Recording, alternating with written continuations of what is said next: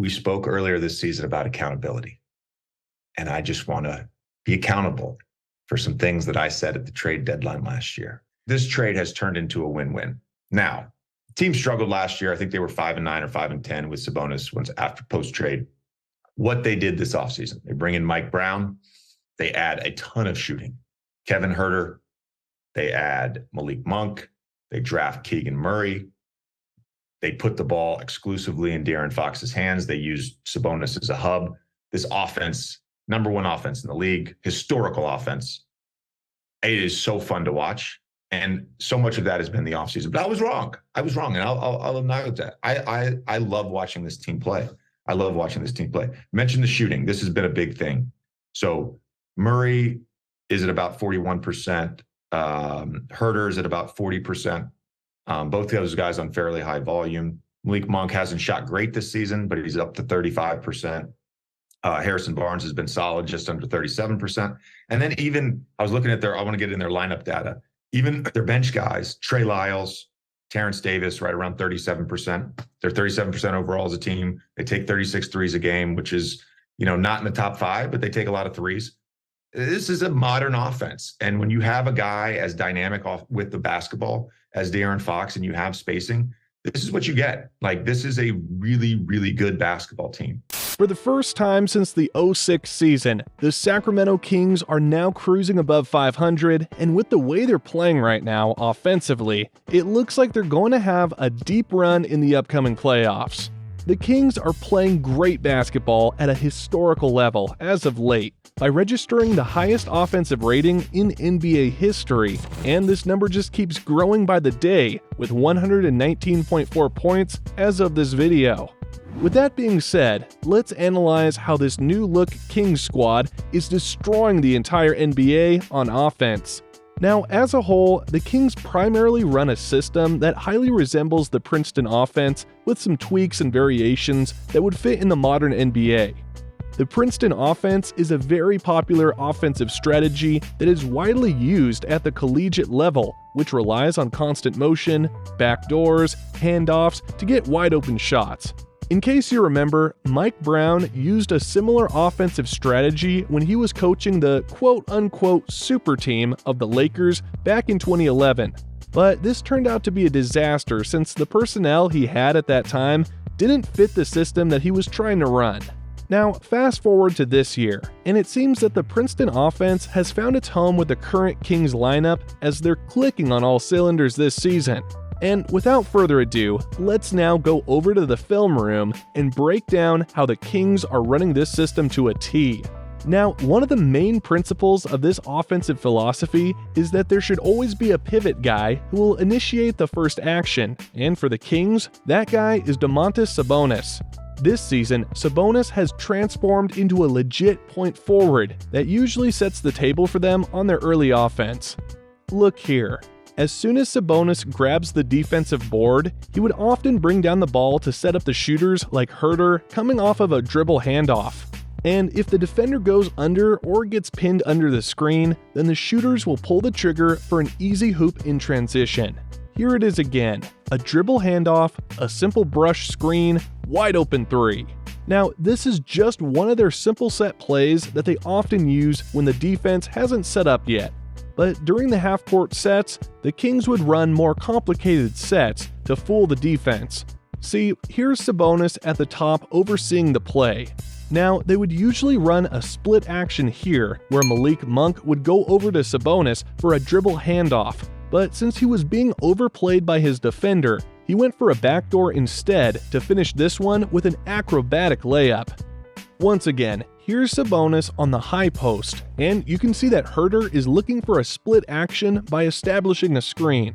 However, this was another decoy apparently, as Huerter slides inside, and Sabonis rewards him with a sweet dime leading to an easy layup. Now, in this play, Huerter bypasses the handoff and opted to go for the split action. When Barnes didn't use his screen, Huerter suddenly shifted into a shooter as Sabonis sets him up beautifully with a huge screen so he can get an open look. As you can see in those clips, the Kings run a read and react free-flowing type of offense that allows everyone to get involved. which then forces the defense to shift in a certain way. And the gaps on that shift are what the Kings are looking for, so that they can get a clean look at the rim. Anyways, here are more advanced sets that make the Kings such a tough team to defend on the offensive end. This time around, Sabonis is setting up a wide screen for Huerter, but when Huerter chose to cut inside instead, Sabonis sets a ball screen for De'Aaron Fox at the top. Now, instead of engaging in a two-man game, Sabonis then sets a pin down for Huerter to get him open at the top of the key. This action creates a miscommunication for the defense, which leads to a wide-open three for Fox at the wing. Now, in this sequence, notice how the Kings are making the defense work by doing some action on the weak side of the floor. As Mitchell gets into a two-man game with Sabonis at the top of the key, Huerter gives a flex screen to Barnes underneath, and when the defense switches up, Huerter speeds away to the top and uses Sabonis' pin-down screen to get himself a clean look. And in this last sequence, just take a look at how the ball just beautifully moves from side to side as they break down the Lakers right here. Coming off of a dribble handoff, Murray passes that ball to Mitchell, which he then forwarded to Sabonis for the initial entry pass. The split action in the corner turns into a dribble handoff for Monk. Then he swings it outside to Mitchell, who immediately attacks the rim.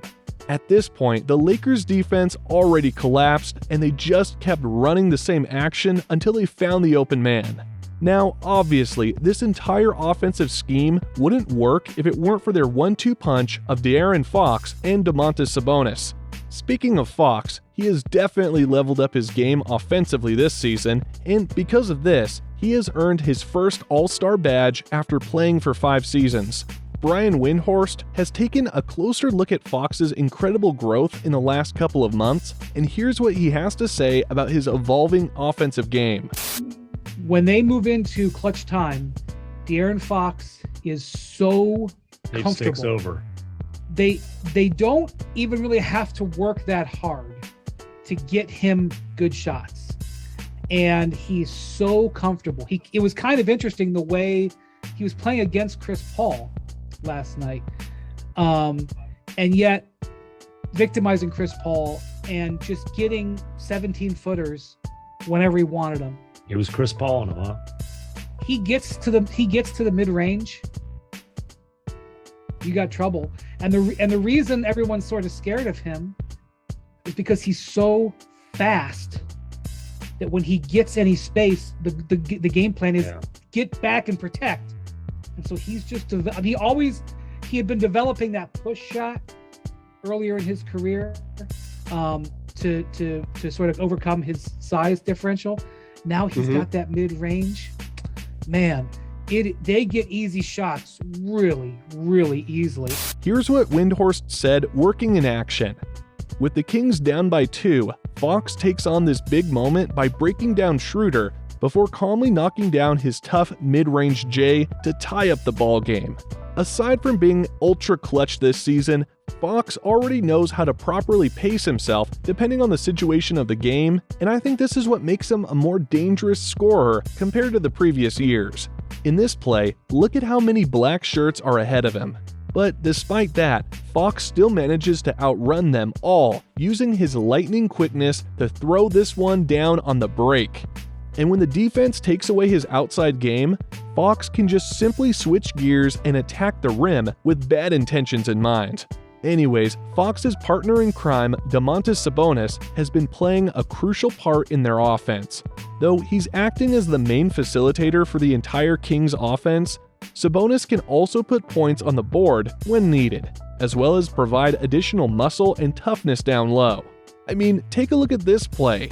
With no gray shirt lurking in the shaded lane, Sabonis just stormed out of nowhere to grab this offensive board and complete the clean job with this tough bucket. And during the two-man action, Sabonis is a reliable roll guy that you can pass the ball to in case you get trapped or double-teamed.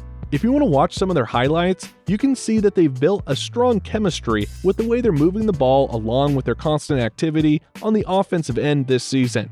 And I think this is going to be a huge factor as they move forward. As long as the Kings continue to remain intact as a unit and play like the way they're playing right now, there's no doubt that they're going to make a huge splash as they go deeper in this year's playoffs.